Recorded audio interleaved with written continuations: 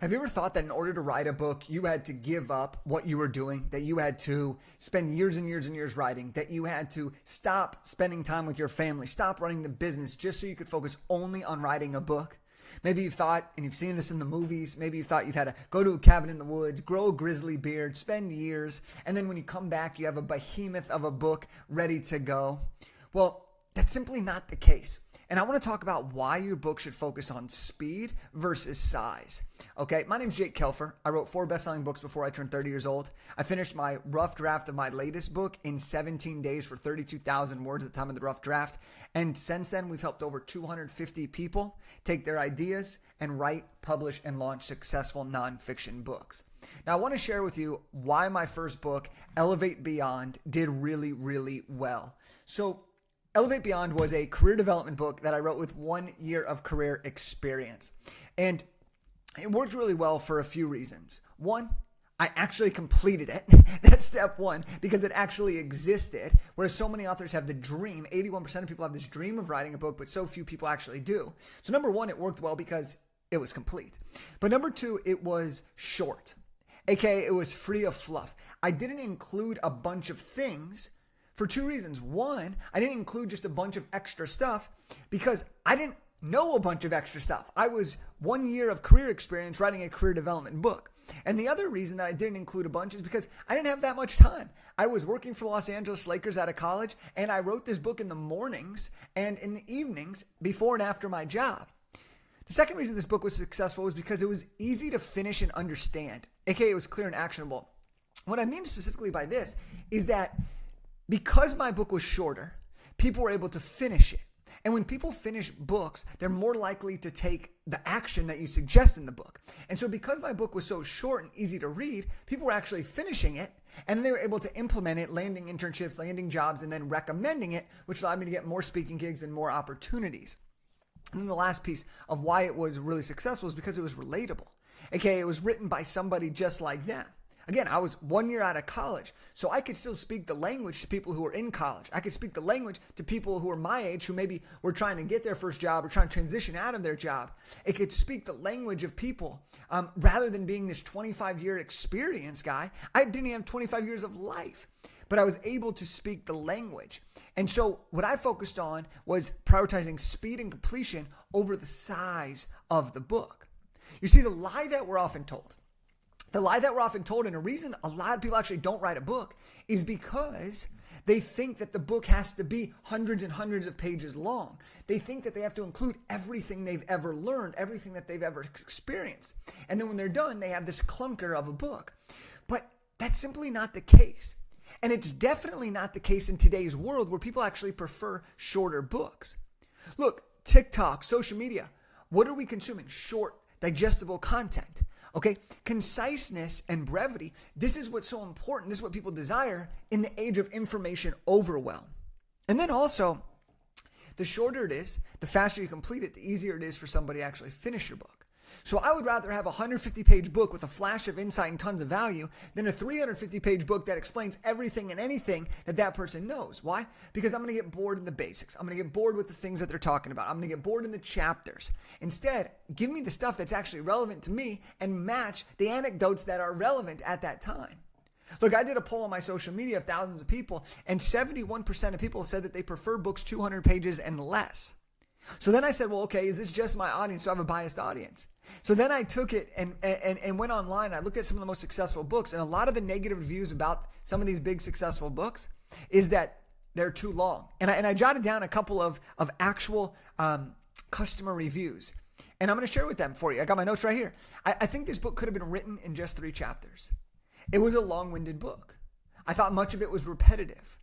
It could have been a blog post. One could probably read a quarter to a half and get all of its worth out. So you could see in today's world, people don't want these huge things. They want books that are value-packed, perspective-driven, human-generated, short, punchy. We call these lightning books. And so if you're thinking about writing a book, not only do I want this video to give you permission and help you understand that it doesn't have to be as long as you may have thought, but I also want to give you permission that you're allowed to do this quickly. And you can still write a really high quality book in a short amount of time. All right, we have clients and authors that write their books in 27, 29, 34, 45 days. They're writing full-length books that go on to land them $10, $20, $30,000 clients, speaking gigs, mastermind members, etc. All right, and so the world has evolved between the tools that we have, between the desire for people to have more digestible, quicker reads, and the fact that you have enough knowledge where you're at today to create something special. It's not about being perfect. It's about getting it done. All right. And so here's what I would encourage you to focus on if you're thinking about writing a book. Number one, the length of the book, instead of thinking about it in terms of page count, start thinking about it in terms of value driven. Okay, value added. So let me explain this. Instead of trying to get it to 200 pages, 300 pages, and then breaking up your chapters into that many pages and trying to fill the space, instead, write your rough draft with the end reader in mind and share all the information that's relevant for the reader to understand the point. Once the point is made, move on to the next thing. And what you may find is that you will be much, much more direct, concise, because you're speaking to the right reader.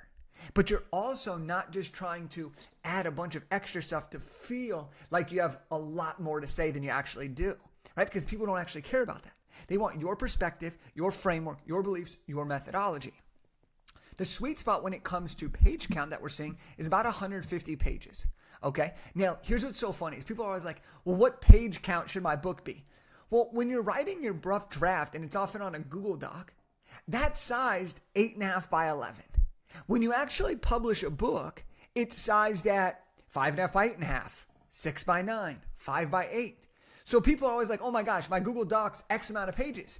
But they're writing it and they're shooting to an arbitrary goal that doesn't actually end up making sense because the book gets reformatted anyways before it goes to publication. So if you are thinking about this though, the average size that we use for our books and my books, all four of mine, is I did 5.5 by 8.5. And I like the 120 to 150 range. The 120 to 200 is kind of like that sweet spot that we see with a lot of our authors.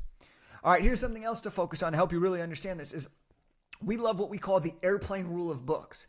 So we want your book to be able to be completed by a reader from the time they take off in a flight from Los Angeles to the time they land in Austin, Texas.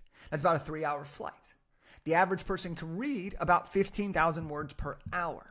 So 30 to 45,000, 2 to 3 hours. 30 to 45,000 words is a great starting place for your book. Sure. Can it be shorter? Yes. Sure. Can it be longer? Absolutely. Okay. But I'm just trying to give you a couple things to help you focus on so that you can eliminate, is it long enough? Is it short enough? Do I have too much? What's important to add? This is going to allow you to actually flush out your ideas and get your book written quickly. All right. Next, I already addressed this, but I really want to make sure that this is nailed down, is that in your book, you do not need to, especially in your first book, this is a big mistake I see. You do not need to include everything you've ever experienced or everything you've ever learned in order for your book to be really great. And so one of the mistakes that I see a lot of authors do is what they try to do is base it on their stories in chronological life order. And then what they try to do is as they're telling their life story, they try to tie in the lessons or the messages that they've learned. And while some people can do this really, really well, often this leads to them focused more on them and their story versus what the reader's actually going to gain or learn. And this is especially true if you are using your book to sell something on the back end. If you're using your book to do speaking engagements, coaching clients, retreats, consulting, etc. So here's actually how I would recommend thinking about it instead, is you flip that. Instead of trying to include everything you've ever learned and the order of which you learned it, I want you to actually flip the narrative. I want you to think of the most important lessons you've learned along this journey and then match it with the story in your life that is relevant.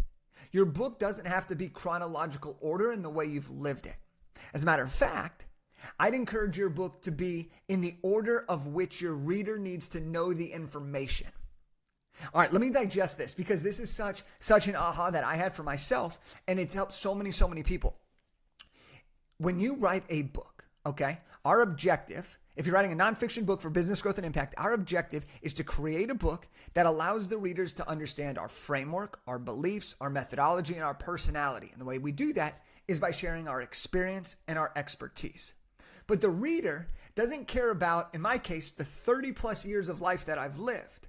What they care about is what is the things that I've learned that are relevant to helping them solve their specific problem or get them to their specific end goal. Now, let's break down me and my fourth book, Big Idea to Bestseller. Now, this book is all about how to write, publish, and launch a nonfiction book. You can get a free copy at the link below. Okay. But here is how this got broken down. Okay. Here's how this got broken down. If I had just written it in the order of me writing my books, it would not be as valuable to the reader as if I wrote down the process first and then combined some stories from what I learned along the way. Why? Well, because I didn't know what I didn't know in the beginning. So my first attempt at writing a book wasn't done the most efficient and best way. Now, because I've learned it all, I've experienced the transformation, I can share it in that specific order to help the reader and then take stories and plug them in. That allows me to tell the reader the information in the order of which they need it rather than the information in the order of which I've learned it. So I hope that this makes sense. But ultimately, it's all about going faster and with speed and efficiency over focusing on the size. When you focus on speed and efficiency, you'll get to completion. When you get to completion, then you have opportunity to go to the next step. If you're only focused on size, you're going to spend a lot more time trying to fill it up with stuff that doesn't actually matter, reducing your chances of having success. So I hope that you got a ton of tangible and practical value, but the too long, don't listen view of this is, look, people in today's world have shorter attention spans. They want to, and they prefer books that are shorter rather than longer, especially nonfiction books that are designed to help give a specific result. So if we know that to be true, then what we want to do is we want to prioritize writing quick, punchy, lightning books, 150 pages-ish, that allow people to understand our expertise and our experience while at the same time solving their problem. All right, so look, if you want to learn the step-by-step process of how to do that, I wrote a book called Big Idea to Bestseller. Go ahead, grab a free copy at the link below or go to bigideatobestseller.com/free-book. And if you really want to just get help or you want to kind of map out your book idea, go to bigideatobestseller.com/call, and me and my team will chat with you, create your vision for the book, create your strategy for the book, how you're actually going to go about doing it, and help you create an entire roadmap from A to Z on going from big idea all the way to bestseller. So there you have it. See you next time.